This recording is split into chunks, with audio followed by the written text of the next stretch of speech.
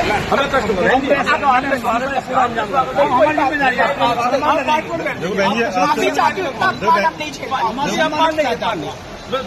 ज्यादा सम्मान हमारा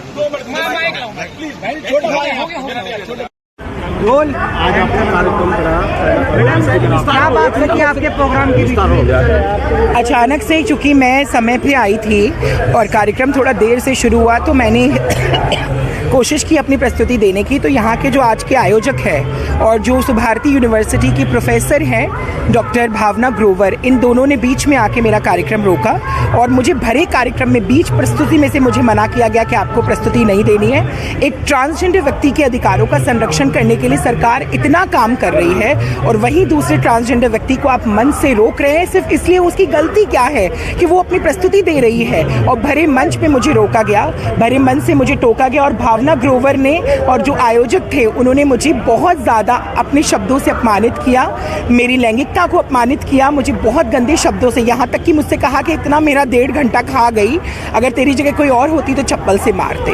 क्यों मारेंगे मुझे चप्पल से? ये बता दीजिए, आपको इस कार्यक्रम में कहाँ से, किस तरफ से आप आमंत्रित? मैं जिला प्रशासन की तरफ से मैंने अपना आवेदन भेजा था, क्योंकि मैं कई वर्षों से आ रही हूँ और शुरू से मेरा यही रहता है कि ट्रांसजेंडर समुदाय को एक मंच मिल सके।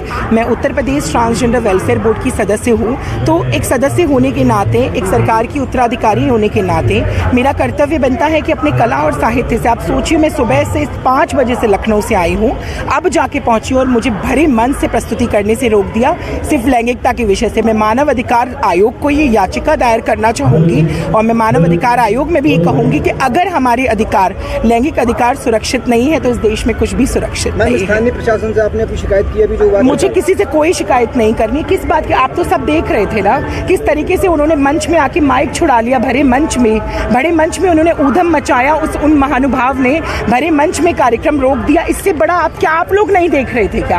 आपके सामने ही तो हुआ, मीडिया के सब सामने हुआ और आप लोग इस चीज के गवाह हैं कि किस तरीके से भरे मंच से मुझे उतारा गया। और मैंने क्या कहा, मैंने हाथ जोड़ के मैं तो मंच से चली गई ना, और जैसे मैं बैक स्टेज गई उसके बाद मुझे इतने ज्यादा अपमानित शब्दों से अपमानित किया गया। सिर्फ क्या दोष है मेरा? अगर इस समाज में ट्रांसजेंडर होना अभिशाप है तो यह अभिशाप है मेरे सीएम साहब के लिए, यह अभिशाप है मेरी सरकार के लिए कि अगर ये मेरे साथ ऐसा हो रहा है। भारतीय शास्त्रीय नृत्य कथक की एक प्रस्तुति थी, बहुत कुछ और करना था, पर आज के जो इस कार्यक्रम के आयोजक थे और सुभारती यूनिवर्सिटी की जो हेड ऑफ द डिपार्टमेंट है कथक की डॉक्टर भावना ग्रोवर, इन दोनों ने बस मेरी लैंगिकता, क्योंकि बर्दाश्त नहीं हुआ ना कि जो सड़कों पे भीख मांगने वाले लोग हैं, जो 10-10 रुपए के लिए भीख मांगते हैं, वो लोग मंच पे खड़े होकर प्रस्तुति कैसे दे सकते हैं। मेरा नाम देविका देवेंद्र एस मंगलामुखी है। मैं भारत की पहली ट्रांसजेंडर कथक नृत्यांगना हूँ और मैं Uttar Pradesh transgender welfare board की सदस्य हूँ।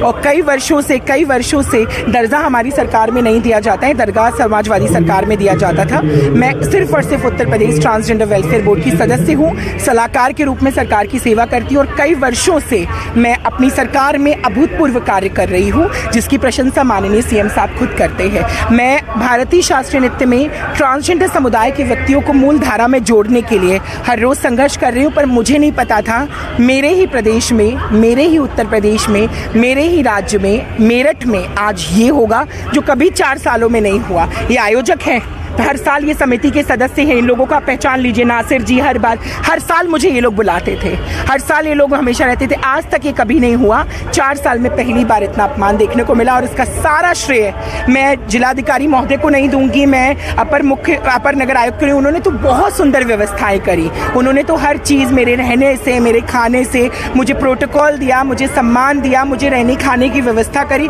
सब कुछ उन्होंने मेरे लिए इतना अच्छा किया। पर जो आयोजक है आज के कार्यक्रम के, जो सीनियर सिटीजन अंकल थे, मैं तो उनको गाली भी नहीं दे सकती।